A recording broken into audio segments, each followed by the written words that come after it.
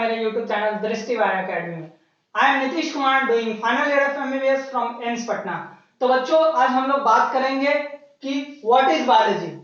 Biology पढ़ने से पहले हमें यह जानना जरूरी है कि बायोलॉजी है क्या। तो बच्चों जैसा कि हम लोग देख रहे हैं कि बायोलॉजी दो शब्दों से बना है, बायो और लॉजी। बायो का मतलब होता है लाइफ, लॉजी मतलब स्टडी। बायो का मतलब लाइफ और लॉजी मतलब स्टडी। तो बच्चों हम लोग यहां से देख रहे हैं मतलब biology is the scientific study of living beings and life. तो इसीलिए हम इसे बायोलॉजी को लाइफ साइंसेस भी कहते हैं।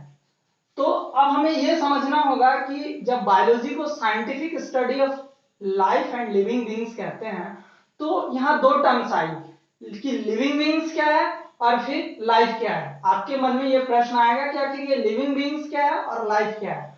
तो बच्चों सबसे पहले हम ये समझेंगे कि ये लिविंग बीइंग्स क्या है। तो लिविंग बीइंग्स उसे कहते हैं जिसके अंदर लाइफ है। तो फिर आपके मन में सवाल आएगा कि अब ये लाइफ क्या है।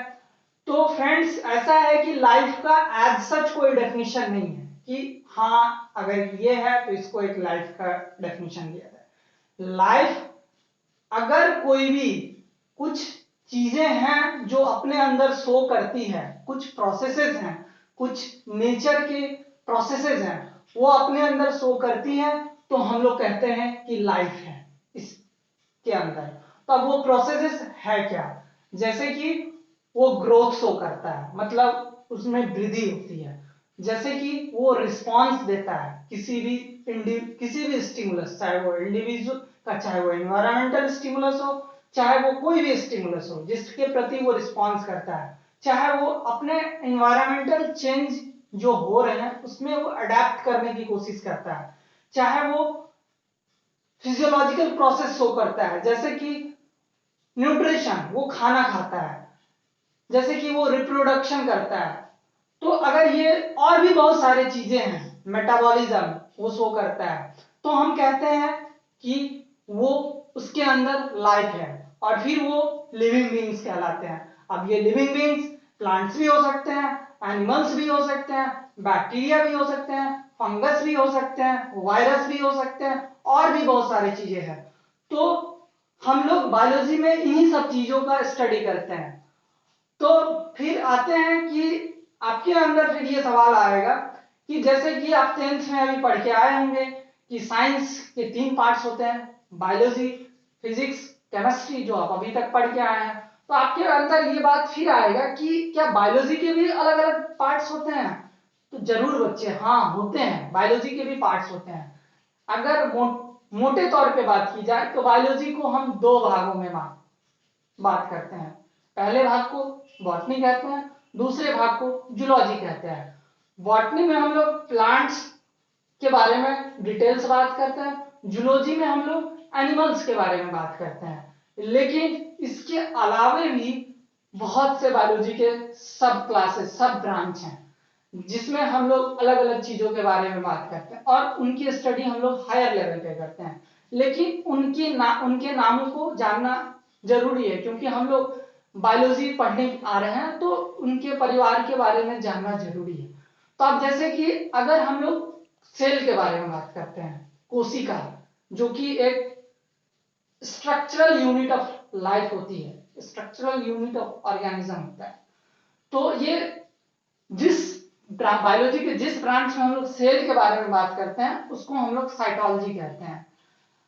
फिर आती है कि हमारे अंदर चाहे वो ह्यूमन हो, चाहे कोई भी एनिमल हो, चाहे वो प्लांट्स हो, उनके अंदर इंटरनली क्या चीजें चलती हैं, अगर हम उसकी स्टडी करते हैं तो वो उसे फिजियोलॉजी कहते हैं। अब ये प्लांट फिजियोलॉजी भी हो सकता है जब हम प्लांट्स के इंटरनल प्रोसेस के बारे में बात करेंगे, या ये एनिमल फिजियोलॉजी भी हो सकती है जैसे कि ह्यूमन फिजियोलॉजी जिसमें हम लोग ह्यूमन के अंदर कौन सी प्रोसेसेस हो रही है, लाइक की उनकी मेटाबॉलिज्म, उनकी न्यूट्रिशन, उनकी रिस्पिरेशन, उनके रिप्रोडक्शन के बारे में हम लोग बात करेंगे तो वो ह्यूमन फिजियोलॉजी कहलाते हैं। फिर आती है एक ब्रांच जिसमें टैक्सोनॉमी जिसको कहते हैं। इस टैक्सोनॉमी में होता क्या है कि हम लोग क्लासिफिकेशन के बारे में बात करते हैं ये बहुत बड़ा वर्ल्ड है। अब इस वर्ल्ड को अगर हम एक साथ पढ़ने की कोशिश करें तो ये बहुत कॉम्प्लिकेटेड हो जाएगा। तो इसीलिए हम लोग इसको छोटे छोटे भागों में बांट देते हैं, एक सिस्टमैटिक क्लासिफिकेशन करते हैं और फिर पढ़ने की कोशिश करते हैं। तो इसको हम लोग, इस ब्रांच को हम लोग टैक्सोनॉमी कहते हैं। फिर हम लोग आती है बात इकोलॉजी।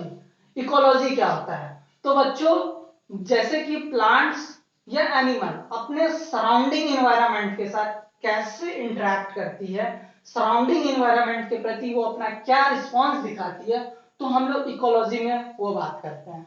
फिर आती है बात कि हम लोग माइक्रोबायोलॉजी। माइक्रोबायोलॉजी क्या होता है? तो हम लोग उसमें सूक्ष्म जीव के बारे में, जो कि माइक्रो ऑर्गेनिज्म है, जिनको हम अपनी नेकेड आई से नहीं देख सकते हैं, उनके बारे में बात करते हैं, जैसे कि बैक्टीरिया, फंगस, अलगी, प्रोटिस्टा के बारे में हम लोग बात करते हैं। फिर आती है जेनेटिक्स। ये जेनेटिक्स क्या है? तो जेनेटिक्स में हम लोग आनुवंशिकी मतलब हेरिडिटी की बात करते हैं, मतलब कि गुणों का, मतलब आपके कैरेक्टर का ट्रांसफर वन जनरेशन से अदर जनरेशन में कैसे होता है, ये किन किन चीजों से अफेक्टेड होता है, हम लोग जेनेटिक्स में इसकी बात करते हैं। तो इस तरह से बहुत सारी ब्रांचेस है बायोलॉजी के, लेकिन आपको पढ़नी है वो मैंने आपको बताया। तो अब आपके सिलेबस में क्या क्या है? आपके सिलेबस में है कि टैक्सोनॉमी के बारे में, जिसमें हम लोग बहुत सारे किंगडम के बारे में बात करेंगे। हम लोग इसमें आगे डिटेल बात करेंगे कि ये किंगडम क्या होता है, क्लासेस क्या होती है, उस सब के बारे में हम लोग यहाँ बात करेंगे। फिर हम लोग बात करेंगे मॉर्फोलॉजी के बारे में। तो आप पूछोगे कि ये मॉर्फोलॉजी क्या होता है? तो किसी भी इंडिविजुअल के या किसी भी चीजों के जो बाहरी स्ट्रक्चर होती है, जो बाहर से हमें दिखाई देती है, उसको हम लोग मॉर्फोलॉजी कहते हैं, उस स्टडी को हम लोग मॉर्फोलॉजी कहते हैं। अब ये मॉर्फोलॉजी हम लोग प्लांट की मॉर्फोलॉजी की बात करेंगे। फिर आती है हिस्टोलॉजी। हिस्टोलॉजी में हम लोग टिश्यू के बारे में बात करेंगे, कोशिकाओं के बारे में बात करेंगे। फिर आती है बात, हम लोग करेंगे ह्यूमन फिजियोलॉजी के बारे में। ह्यूमन फिजियोलॉजी में जैसे कि डाइजेशन के बारे में बात करेंगे, कार्डियोवैस्कुलर सिस्टम के बारे में बात करेंगे, रिस्पिरेटरी सिस्टम के बारे में बात करेंगे, एंडोक्राइन सिस्टम के बारे में बात करेंगे, और भी बहुत सारी चीजें। फिर बात आती है सेल बायोलॉजी। सेल बायोलॉजी में हम लोग पहले सेल के बारे में बात करेंगे, सेल के अंदर जो भी स्ट्रक्चर है उनके बारे में बात करेंगे। फिर सेल डिवाइड कैसे करता है उसके बारे में बात करेंगे। फिर हम लोग बात करेंगे बायोकेमिस्ट्री के बारे में। बायोकेमिस्ट्री मीन्स कि मॉलिक्यूल्स के बारे में, जो वो मॉलिक्यूल्स जो कि हमारे बॉडी को बनाते हैं, हमारे बॉडी को बनाने में अपना इंपॉर्टेंट रोल प्ले करते हैं। फिर हम लोग बायोकेमिस्ट्री में उनकी बात करेंगे। तो ये तो हमारा हो गया 11th के बारे में हमारे बात। फिर 12th में हम लोग पढ़ते हैं रिप्रोडक्शन के बारे में। प्लांट रिप्रोडक्शन के बारे में पढ़ेंगे, एनिमल रिप्रोडक्शन के बारे में बात करेंगे। फिर हम बात करेंगे जेनेटिक्स के बारे में, बात करेंगे इकोलॉजी के बारे में, जैसे कि मैंने पहले बताया कि हमारा एनवायरनमेंट के साथ कैसे रिलेशन है, एनवायरनमेंट हमें कैसे इफेक्ट करती है, उसके बारे में बात करेंगे। फिर हम बात करेंगे बायोलॉजी के कुछ अप्लाइड एस्पेक्ट के बारे में, जैसे कि बायोटेक्नोलॉजी। बायोलॉजी का हम डे टू डे लाइफ में क्या यूज करते हैं, कैसे हम बायो को के द्वारा हम बायो हमारे डे टू डे लाइफ को इफेक्ट करती है।